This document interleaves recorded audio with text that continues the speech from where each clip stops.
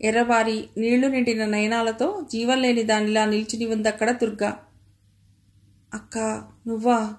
నీవు పేరంటానికి వెళ్ళలేదా? విస్తుపోతున్న దానిలా ఆశ్చర్యంగా చూడసాగింది సత్యవతి. వెళ్ళాను, కానీ కడుపులో ఏమిటో తిప్పినట్లుగా వికారంగా ఉంటే వెంటనే తిరిగి వచ్చేశాను. ఇందాకటి నుండి ఇక్కడే నిల్చుని మీ సంభాషణంతా విన్నాను. మీ బావగారు నా బతుకునిలా సర్వనాశనం చేస్తారనుకోలేదు. అందమైన అమ్మాయిల జీవితాలతో ఆటలాడే విలాస పురుషుడు. మోసగాడని నేను ఊహించుకోలేదు సత్య, ఊహించుకోలేదు. నిప్పులాంటి ఈ నిజం తెలిసాక ఇంకా నేను ఇతన్ని భర్తగా ఎలా భరించగలనే సత్య? అది నా నుంచి కాదు దుఃఖపూరితమైన స్వరంతో అంటూ భర్త వంక చీత్కారంగా ఈసడింపుతో చూస్తున్న దుర్గా నిలిచిన చోటనే హఠాత్తుగా భళ్ళున వాంతి చేసుకుంది. అక్కయ్యా, ఏమైంది? ఆతృతాందోళనలతో అంటూ సత్యవతి ఒక్క ఉదుటన పరిగెత్తుకొచ్చింది. ఎందుకో కళ్ళు తిరుగుతున్నాయి, కాస్త పట్టుకో, వెళ్ళి పడుకుంటాను అంటూ ఎలాగో అయిపోతూ పక్కకి ఒరిగిపోతున్న దుర్గను సత్యవతి గట్టిగా పొదవి పట్టుకుంది. అంతదాకా కళ్ళప్పగించి చూస్తూ శిలాప్రతిమలా నిల్చున్న శ్రీనివాసరావు కంగారుగా ఆదుర్దాగా భార్య దగ్గరికి పరిగెత్తుకొచ్చాడు. చిరంజీవి మధుకు మీ అన్నయ్య వ్రాయినది ఏమనగా సత్యవతి వెంట దుర్గ కూడా వచ్చేసింది ఇక్కడికి. సత్యవతి ద్వారా శ్రీనివాసరావు గత చరిత్ర అంతా తెలిసిపోయింది మాకు. అతడు తనకు ఆ అమ్మాయి రాణి ఎవరో తెలియదు పొమ్మన్నట్ట. జగడం బాగానే జరిగిందిట. అక్కడ భర్త మీద కోపావేశాలతో దుర్గ సత్యవతి వెంట వచ్చేసిందిలా. ఇప్పుడు మనమేం చేద్దాం? మాకంతా అయోమయంగా గందరగోళంగా ఉంది పరిస్థితి. శ్రీనివాసరావు తన తప్పు ఒప్పుకుని ఉండుంటే దుర్గకి ఇంత ఆగ్రహం వచ్చేది కాదేమో అనిపిస్తోంది. ఆ అమ్మాయితో ఎంచక్కా కలిసి తీయించుకున్న ఫోటోతో పాటు అన్ని రుజువులు చూపెట్టాక కూడా ఇంకా తనకు ఆ అమ్మాయి తెలియదు అంటే దాని అర్థం ఏమిటి? పెళ్లిలో మనమంతా ఎంతో బుద్ధిమంతుడు, మంచివాడు, అందగాడు అని తెగ మురిసిపోయాం. కానీ నిజంగా అతనింతటి మోసగాడని మాత్రం మనమెవ్వరమూ ఊహించుకోలేకపోయాం. ఈ కథంతా విన్న అమ్మ నెత్తి నోరు బాదుకుంటుంది. మరి ఈ విషమ సమస్యకి పరిష్కార మార్గం ఎట్లా ఆలోచించాలో మాకేం బోధపడటం లేదు. నిన్న సాయంత్రమే పల్లె నుండి రాఘవ వాళ్ళొచ్చారు. నీవు కూడా ఆఫీస్కి 2-3 రోజులు సెలవు పెట్టి ఇందిరను పాపను తీసుకుని రాగలవు. అన్నట్లు ఇంకొక ముఖ్య విషయం, ఈ గందరగోళానికి అంతటికీ కారకులైన ఆ అమ్మాయి రాణి మీ దగ్గరనే ఉందిట కదా, ఆ అమ్మాయిని కూడా తప్పకుండా వెంట పెట్టుకుని రాగలరు. అన్ని విషయాలు ఆ అమ్మాయి సమక్షంలోనే మాట్లాడి ఆ తర్వాత ఆమెను తీసుకుని శ్రీనివాసరావు దగ్గరికి వెడదాం.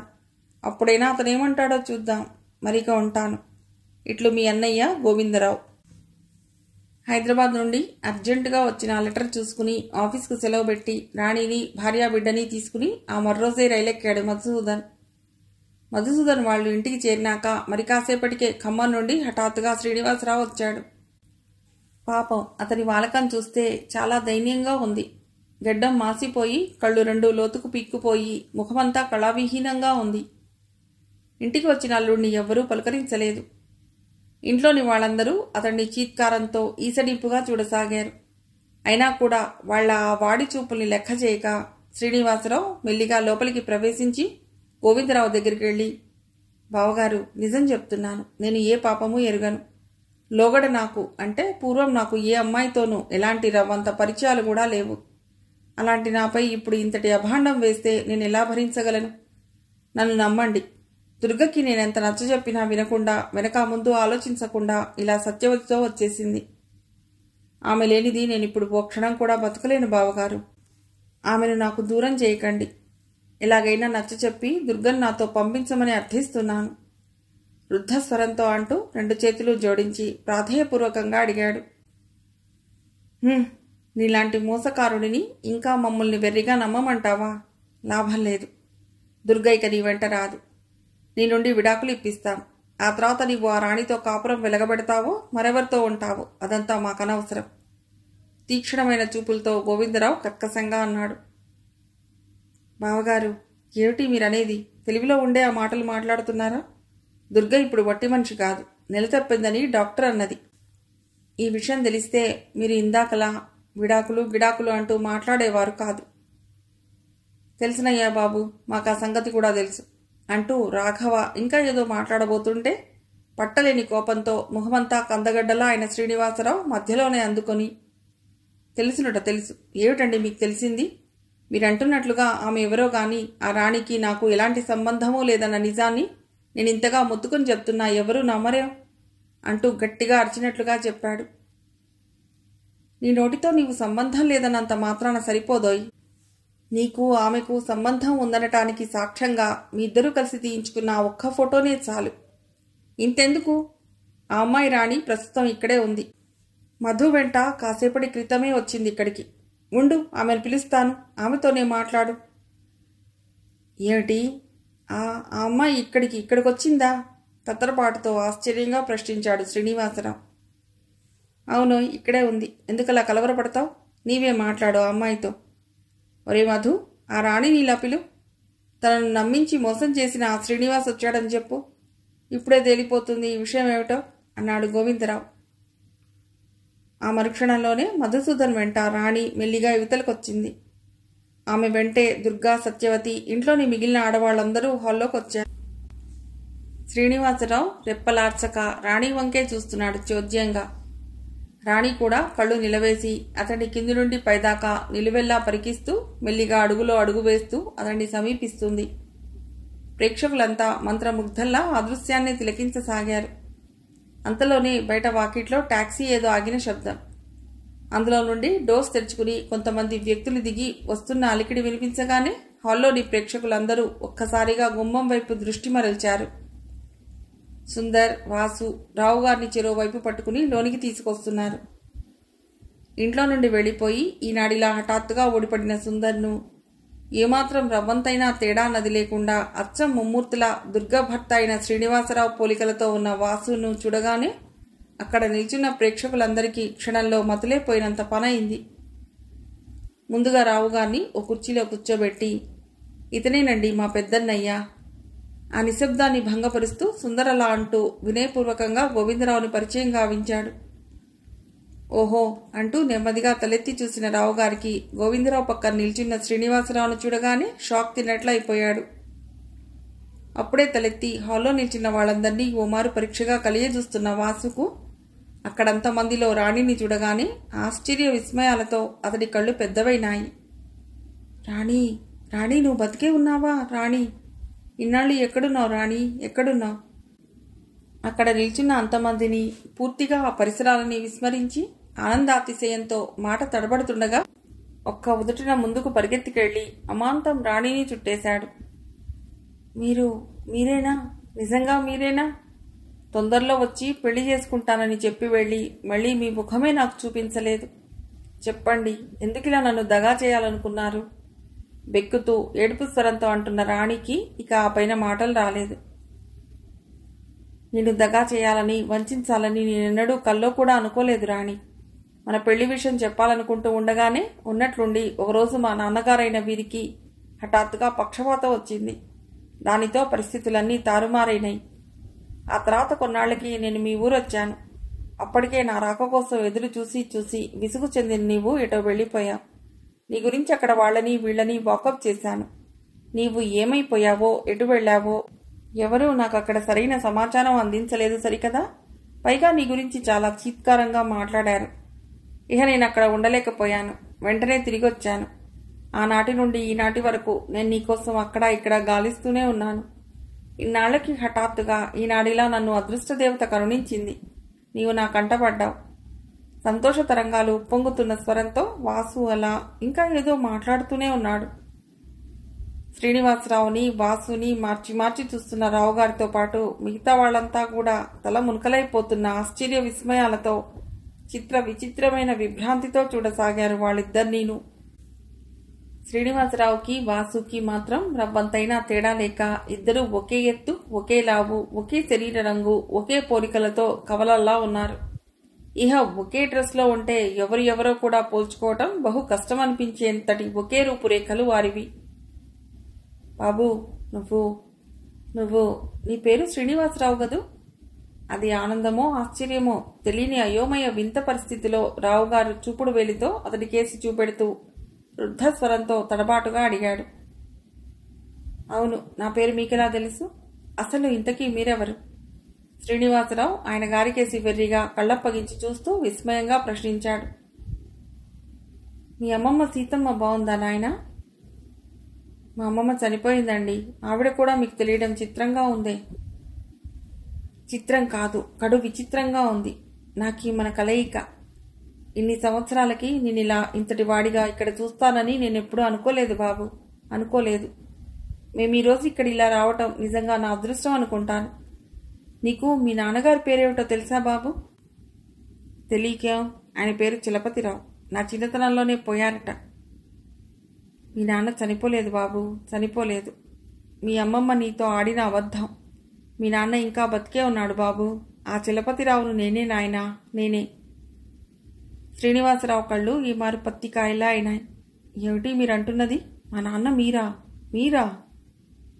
అవును బాబు, అవును. ఇది అక్షరాల నిజం. నీవు నమ్మినా నమ్మకపోయినా ఇది నిజం. ఇది మాత్రం ముమ్మాటికి నిజం. నీవన్నట్టుగా నేను నీ చిన్నతనంలో చనిపోలేదు గాని నీ నుంచి దూరం అయిపోయాను. మీ అమ్మ నిన్ను కనగానే మరణించింది పురిట్లోనే. అప్పటికి నా వయస్సు 25 సంవత్సరాలు. ఆ వయసులో నేను భార్యావియోగం సహించలేకపోయాను. మరికొన్నాళ్లలో వనజ అనే మా ఆఫీసులో పనిచేసే అమ్మాయిని మళ్లీ పెళ్లి చేసుకోవటానికి నిశ్చయించుకుని ఈ విషయం మీ అమ్మమ్మతో చెప్పాను. ఆ అమ్మాయి మన కులం కాదంటూ వద్దని ఘాటుగా చెప్పేసింది. అయినా కూడా నేను ఆవిడ మాట లక్ష్యపెట్టక వనజకి గుళ్ళో తాళి కట్టి నా దాన్ని చేసుకున్నాను.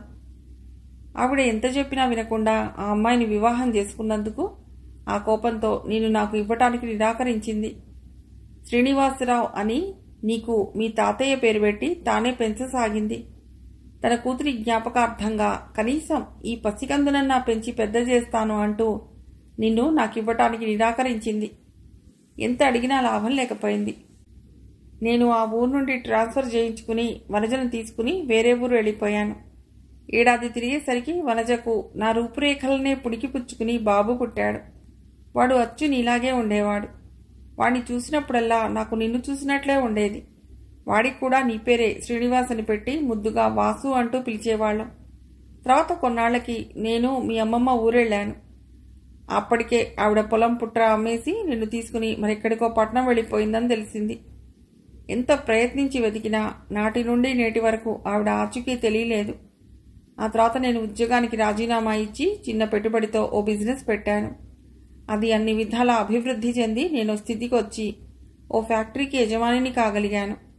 వాసు తర్వాత ప్రేమలో పుట్టిన మరో ఏడాదికి జబ్బు చేసి వనజ చనిపోయింది. అనుకోని విధంగా హఠాత్తుగా కొన్ని మాసాల క్రితం నాకు ఈ పక్షపాతం వచ్చింది. నేను నిన్ను ఇప్పటికీ కూడా మర్చిపోలేదు శ్రేణు, మర్చిపోలేదు. వాసుని చూసినప్పుడల్లా నువ్వే నా మదిలో కదలాడేవాడివి అంటూ చెప్పుకొస్తున్న రావుగారు ఇక ఆపై మాట్లాడలేకపోయారు. అందరూ సినిమా చూస్తున్నంత కడు దీక్షగా ఆ దృశ్యాన్నే పరికిస్తున్నారు. అందులో మొట్టమొదటిగా తేరుకున్నది సుందర్ ఒక్కడే. అన్నయ్య, నేనిక్కడి నుండి ఇల్లు వదిలి వెళ్ళిపోయాక వీరి ఆశ్రయమే లభించింది నాకు. వీరి ఫ్యాక్టరీలోనే ఉద్యోగం ఇచ్చారు. బిఏ పరీక్ష మళ్లీ రాసి పాస్ అయినాను ఈ మారు అంటుండగానే రావుగారు మధ్యలోనే అందుకుని అన్నారిలా, మా అమ్మాయి ప్రేమలను మీ తమ్ముడు సుందర్కిచ్చి వివాహం చేయాలని నిశ్చయించుకుని మిమ్మల్ని అడగటానికే ప్రత్యేకంగా ఈనాడు మేమిలా వచ్చాము గోవిందరావు గారు. బాగుందండి చలపతిరావు గారు, చాలా బాగుంది. ఇదంతా ఏదో సినిమా చూసినట్లుగా ఉంది మాకందరికీ. వీళ్ళిద్దరి రూపురేఖలతో పాటు పేర్లు కూడా ఒకటే కావటంతో ఇంత గొడవైంది. మీ చిన్నబ్బాయి వాసు శ్రీనివాస్ అన్న తన పూర్తి పేరు చెప్పి రాణిని ప్రేమించాడు. ఆ ప్రేమికుడు మా చెల్లాయి దుర్గ భర్త శ్రీనివాసరావే అనుకుని మేమంతా అతన్ని నిలదీసి అడుగుతూ ఎన్నో మాటలు అన్నాం. కానీ పాపం అతడికి ఏమీ తెలీదని ఇప్పుడు మీ రాకతో తేటతెల్లమైంది. అనవసరంగా అతడి మనస్సు నొప్పించి అనరాని మాటలు అన్నాం అంటూ గోవిందరావు శ్రీనివాస్ వంక వేడుకోలుగా చూశాడు.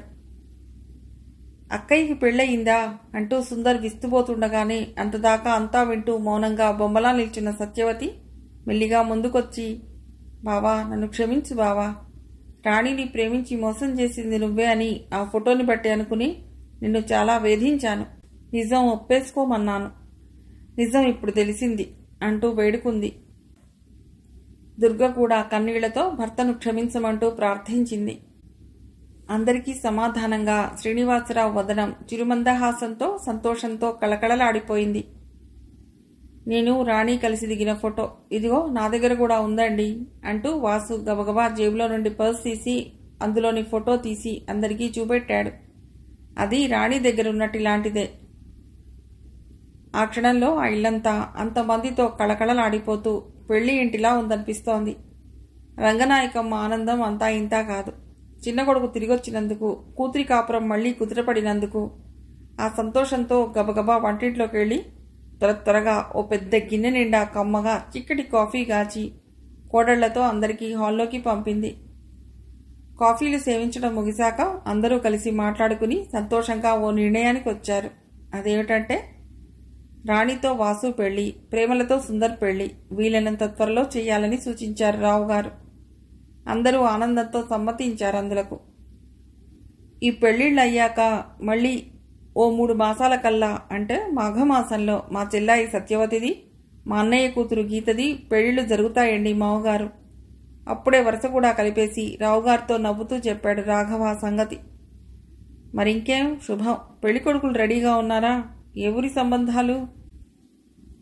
గీతనేమో నాన్నగారి స్నేహితుడి కొడుకు కృష్ణమూర్తి అని ఉన్నాడు, అతడికి ఇవ్వాలనుకున్నాం అంటూ ఇంకా ఏదో చెప్పబోతున్న రాఘవ మాటని మధ్యలోనే చటుక్కున అందుకుని, ఇహ మా చెల్లాయి సత్యవతినేమో నా తోటి ఉద్యోగస్తుడు ప్రాణ స్నేహితుడైన రంగారెడ్డి అనే అతడు వివాహం చేసుకోవటానికి ఇష్టపడ్డాడు అంటూ మధుసూదన్ చిరునవ్వు మొహంతో చెప్పాడు.